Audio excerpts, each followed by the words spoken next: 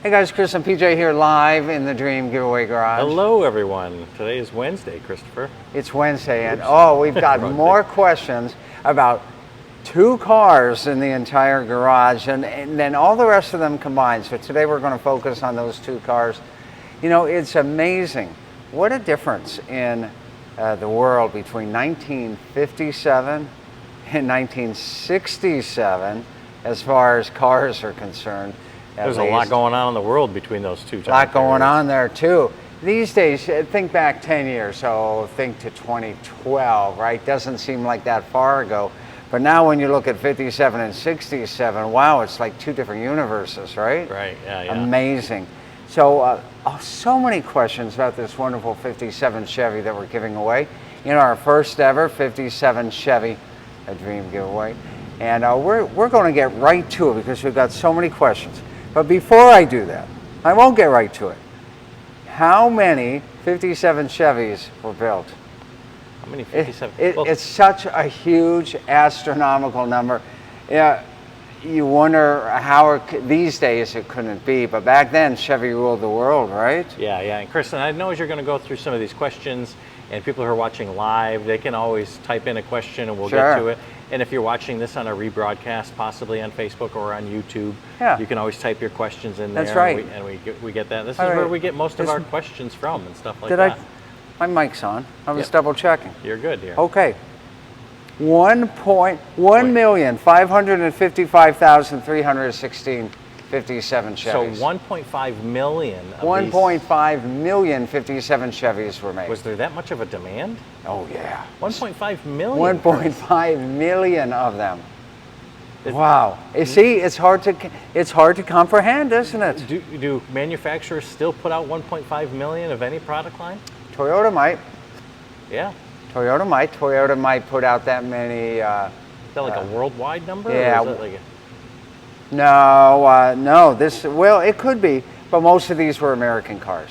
I don't know if this is a worldwide production number on the 57 Chevy. Now, James says, hello, I have a yellow 57 Bel Air Restomod that I recently won. That is amazing. That you won. That's incredible. And you didn't win it from Dream Giveaway. We love it. We love hearing that. Who'd you win it from? I don't know. Let's find out. Yeah, that's so cool. Where did you win that from, James? Yeah, it's like our friend Larry who won the Trans Am from the grocery store, right? Yeah. Never know. Roger says amazing, absolutely amazing 57. Yeah. So now here's the next question. So how many Bel Airs were there? Well, first of all, the word Bel Air was put on a ton of different 57 Chevys. It was put on two-door sedans, 62,000 of them. It was put on four-door sedans, 264,000 of them. It was put on Townsman wagons, 27,000 of them. It was put on four-door hardtop sports sedans, 142,000 of them. It was put on Nomad wagons, 6,200 of them. And they used the word Bel Air on all of these. Bel Air on all of these. It was put on two-door convertibles, 48,000. That's a pretty car, the convertible.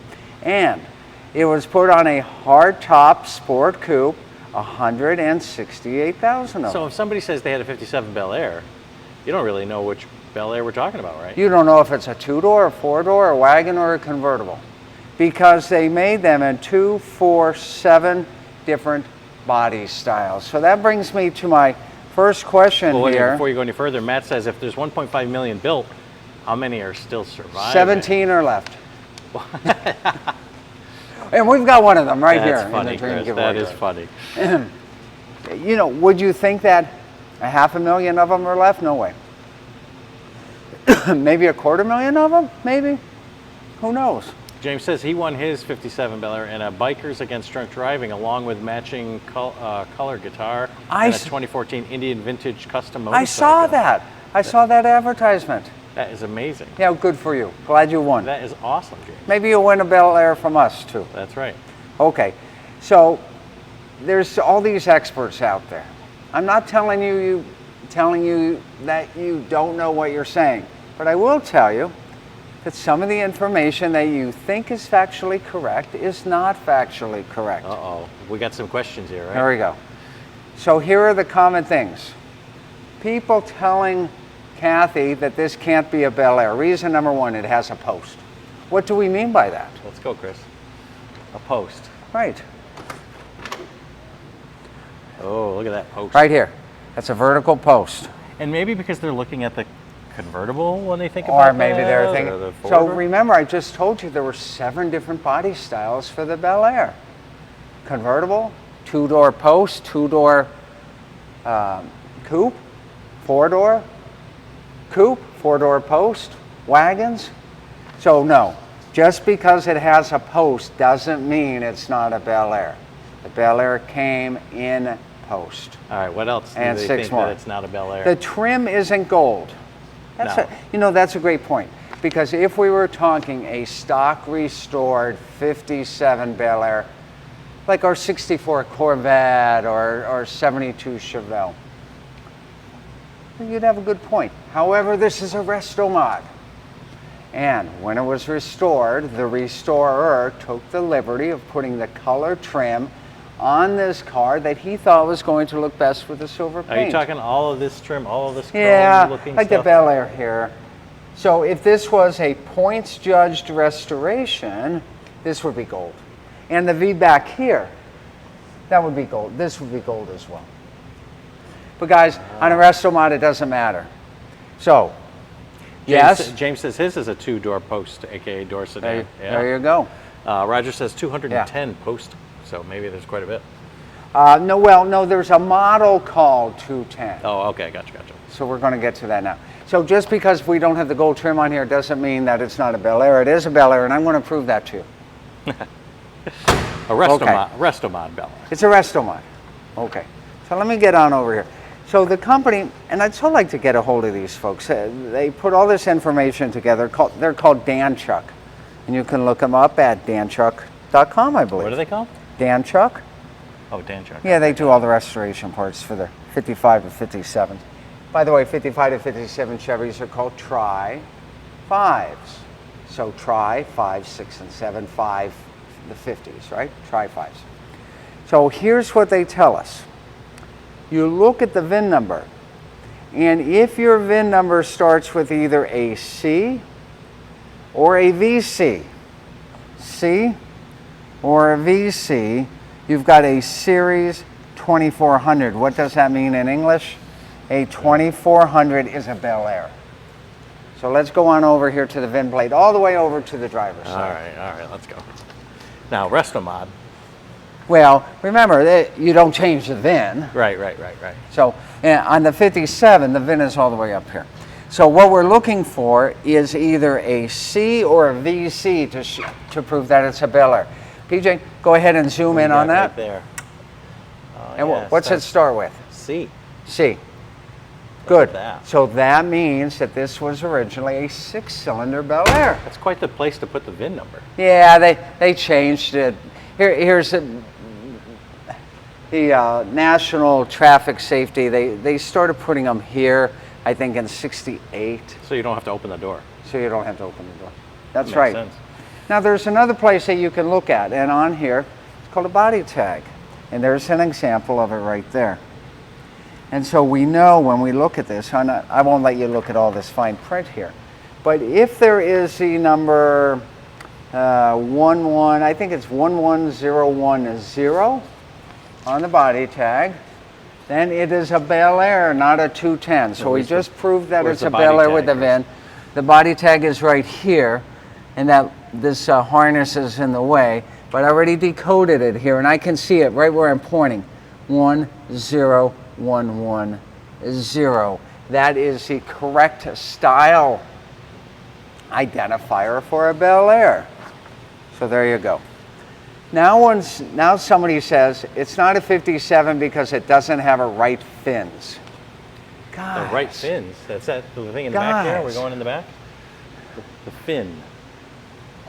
And what would be so different about this fin compared to a fin that somebody wouldn't think it would 57? How do you guys not see this as a 57 Chevy fin? It's like most iconic. It's the most iconic car of fins. all. That's right. It's a 57 Chevy fin. It's not a 55, it's not a 56, it's not a 58. And what did they do? Change maybe where the lights were placed or something like that? Yes, all this changed. 57 is iconic. Maybe you guys were seeing it from the wrong angle. So there we go. I hope we just proved to you this is a Bel Air. enter to win. It's our first ever 57 Chevy Dream Giveaway. It's a wonderful Restomod. You can get your entries at dreamgiveaway.com. Speaking of which, I forgot to thank everybody yesterday for getting their entries to win Nova. Oh yeah, the Nova finished. Yeah, Nova finished last night at midnight Pacific Daylight Time. I said that wrong. Pacific Standard Time. And thanks for everybody who entered on December 1. We will be drawing the winner, which means whoever the Nova winner is will be able to have it home for Christmas. That's right. Now James says it's a fun way to fill in the fins also. I think you showed us the other day. Oh, you mean the gas? Yeah, where the gas is. Yeah, 56 and 57, right? Yep. Right, that's so cool. And I told you guys, Tesla kind of does that on where you put in the electric charger too. It goes right into the tail Kind light. of a hideaway. Yeah. So there we go. Let's take a look at the underneath the hood one more time before we move 10 years forward in time to 1967. Now, as much as this engine is, pretty amazing when you see this, Chris, as a Restomod. It's a Restomod. The beautiful thing about it, and yes, the engine is great, and I'm sure it runs fantastic. It's just what I see on the interior. I'm really blown away by the gauges and the new technology kind of like built into the car. Yeah, integrated into that classic design, but with all modern reliability. Let everybody see that, PJ. I have to bring everybody over here because there you go. You get the incredible, beautiful bench seat. How awesome would it be to drive around that? But look at these amazing gauges, right? And everything like this, and all the radio, tilt wheel, and the 5-speed. It's so beautiful. Yeah, gorgeous, gorgeous. I just love it's a nice car. Yeah, because you can drive it. You don't need a mechanic following you around. That's right. With this 57 Bel Air. So from 57, we're going to move forward 10 years in time. We're going to stay within the General Motors family for this conversation. And we're going to talk about the 1967. We're not going into a wormhole or a portal or... No. And Roger says, can I be the last one to ask, can I enter for the Nova? Good one. That was a good one, Roger. Yeah. All right, so we've now warped 10 years ahead of time. 67. 1967. What do we have here? It's a 442 W30 Oldsmobile. I got to show underneath it. And not just because it says 442 on the outside. Yeah. This is the reason why it says 442. Look at that engine, Chris. Look at that engine. Is that something? Now, that's a big jump in 10 years. I mean, that's a big jump. The 57 Bel Air's radiator is kind of here, but then the car keeps going for another 2 feet. Yeah. And look at this plate. Look at this thing. Yeah, and horsepower too. The most horsepower you could get in 57 out of a 283 power pack was what, guys? About 285 horsepower. This, 350 plus horsepower from the factory. What color is this? I mean, I want to say black, and I get that, but is it like a jet black or not Starlight, not Tuxedo? Each division had their own version of black, though it's the same paint. They called it a different marketing name. Matt says this is not your father's Batmobile. No, I think they call it ebony black. Ebony black? On the Oldsmobile line. Okay, so the first question here is, what is a factory drag car? So I'm going to answer question number 2 first, because it leads back better into question number 1. GM pulled all of its racing programs in late 1963. Actually, I think it was early 63. So it is not a factory drag car. Not correct. You are correct that General Motors pulled out of officially sponsoring race cars at events in 1963. It was a huge ban. There's several stories that we've heard go around as to why it actually happened.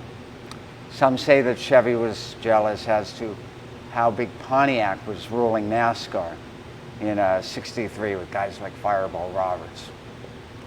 However, there's another story that said that the general manager of Chevrolet was embarrassed when he was asked about how Chevy performed at a NASCAR race, and he got so angry that he pulled all of General Motors out of racing. Well, guys, that meant that one thing happened, and more wins for Ford and for Chevy, right? And that's when Chrysler came in with the Hemi, Ford came in with stuff like the Thunderbolt for the drag racing. But the ban against racing was circumvented. And John DeLorean did it with Pontiac. I knew guys who personally were given cars from John DeLorean, or I had to pay $1 for race cars from DeLorean. And so Oldsmobile was doing the same thing. They circumvented that rule. So by 65 and 66, you were starting to see General Motors products once again in these big sanction races, and especially the NHRA, the quarter mile races. So yes, Oldsmobile had a Skunk Works drag racing program out of Lansing, out of the Milford Proving Grounds, and yes, they had factory drag cars. And that leads us to the W30. So the W30 first came out in 1966, wasn't really advertised. I think they made maybe 54 of them. And then by 1967, I think they made 530 of them. What is a W30 package on the 442? I'm going to show you a couple of things right here. One of them is the forced air induction setup. Pontiac called it ram air, Oldsmobile called it forced air induction. And you can see how they routed the tubing all the way here to the front grille, so air can come in from the front all the way there into the air cleaner and get sucked down into the carburetor and give you an increase on horsepower. So this was a W30 option, a W30, Chris? component. Oh. Well, for the same thing, like why did Chevy have a Z28? These were option codes. Why did Trans Am have a WS6?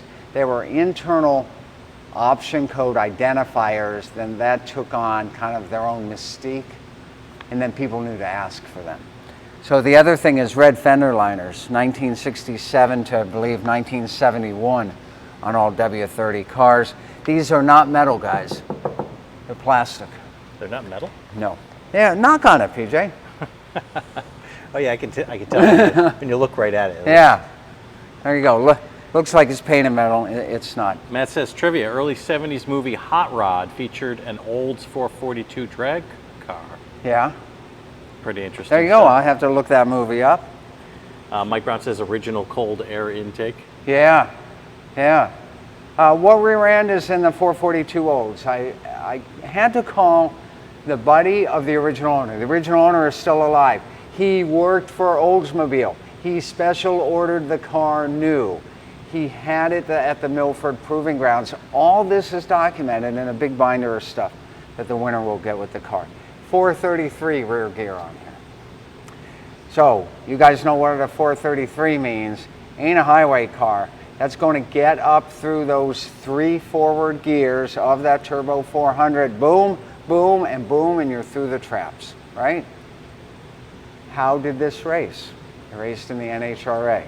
What class did it race in? It raced in the C stock automatic class in 1967. This particular car right here. Yeah. Amazing. Now we talk about this actually being a one of two car, and I spoke to the friend of the original owner. So there's a car number 501, there's a car number 502. They were sequential cars built by Oldsmobile in June of 1967. 501 was a 4-speed car, 502 was the automatic car.